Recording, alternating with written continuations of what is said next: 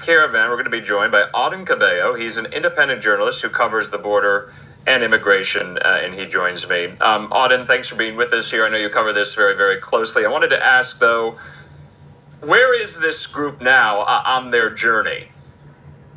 Yeah, so this is the sixth caravan that has left since Claudia Sheinbaum became president of Mexico.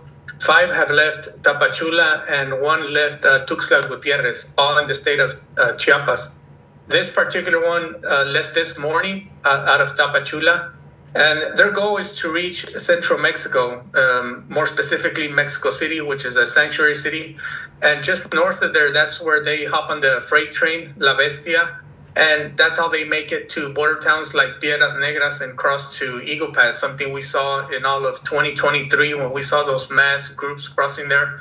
They were all arriving on train to Piedras Negras by the hundreds and occasionally by the thousands. And talking to some of these migrants in these caravans, now that they've realized that President Trump is coming into office, it's having the effect that was somewhat unexpected. They're not going to go back to their country of origin. They feel the pressure of making it to the U.S. border and into the U.S. Before Inauguration Day, hoping that they can still make it under the Biden administration and be accepted into the country.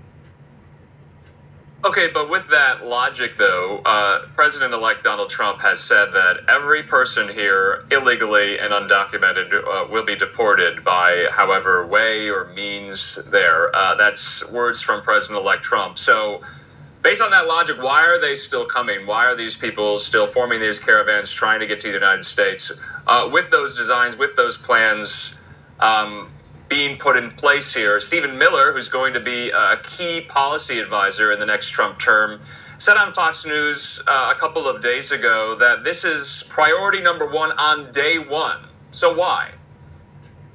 Yeah, so I've been to Tapachula and I've spoken to a lot of these migrants and gotten to know their thinking, their thought process. And Tapachula is ground zero for the migrants. And there's a differentiation that needs to be made there in Tapachula with the migrants. There's some that once you know where they're coming from and their economic status, you know where they're going to cross and how they're going to cross. So, for example, those with the resources will pay the organized crime. And most of them were crossing, they were flying into border towns like Mexicali, Monterrey, and they would cross in different border towns. The ones we're seeing in caravans, they're the poorest of the poor. They've sold whatever they had back in their country of origin. They don't have anything. And that's why they're going from shelter to shelter, NGO to NGO. And at this point, they've sold everything. And their thinking is, I have no other goal in life right now than to make it into the U.S. and give it a shot. And if I get deported, well, then it's going to be on their dime, meaning the U.S. Taxpayer is going to pay for it, and they don't have to go back with their resources. That's their logic, that's their thinking. And right now, they're running out of time, and that's why they're going to make a mad rush to the border, something that I've been reporting. Yeah, Auden, I want to talk about the numbers. Roughly 1,500 here is being reported. And it can be hard to kind of ballpark the number by just looking at some of the video here. Is there the possibility that some of these individuals here don't make it, that they just stay in Mexico? And where are they coming from? It's not just Mexico, other countries, right? Yes, the majority is Latin America. A lot of Venezuelans are still part of these caravans. And just to keep in mind, Tapachula is still receiving up to 1,000 migrants a day. And it's overcrowded in Tapachula. And these caravans also, they're making it to other small towns in Chiapas. Some right now, like we said, they're trying to make it to Mexico City, to the shelters. Initially, they've been doing that all year and processing their CBP-1. But right now, it's so many of them trying to do that application that it's crashing the system. They're getting frustrated. They're getting impatient.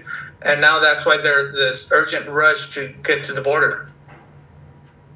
So I wanted to talk about as well, if there is any, leadership structure to these caravans.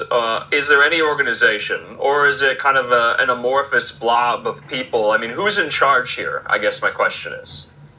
Yeah, so in Tapachula, you have individuals like Luis Villagran. He has an NGO, an organization.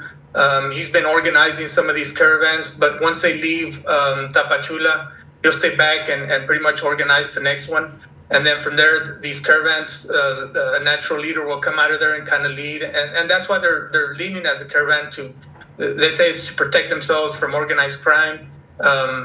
And they're also being escorted by the National Guard, usually the Red Cross, just to provide any assistance. So they're not completely alone. There's still some guidance there that they're being led and protected. So what will their claims be? Are these quote unquote asylum seekers? Can they make a verifiable, valid asylum claim, or no? Are they just hoping their chances are good to cross illegally once they get there and if they get there? Yeah, so we've been seeing the reports that they're not properly being vetted, not even under CBP-1. And under the Biden administration, they've been let into the country. And that's still their belief that, their days are counted and they're limited. And that's this urgency that they can still get in. Okay. Whether it was under CBP-1 or crossing illegally and then claiming asylum, they were still being let into the country. So that's their thinking, and that's why they're moving north. All right, Adan Cabello, thanks for joining us, and thanks for sharing us the video that you shot there in parts of Mexico, documenting this most recent caravan. We'll check in soon.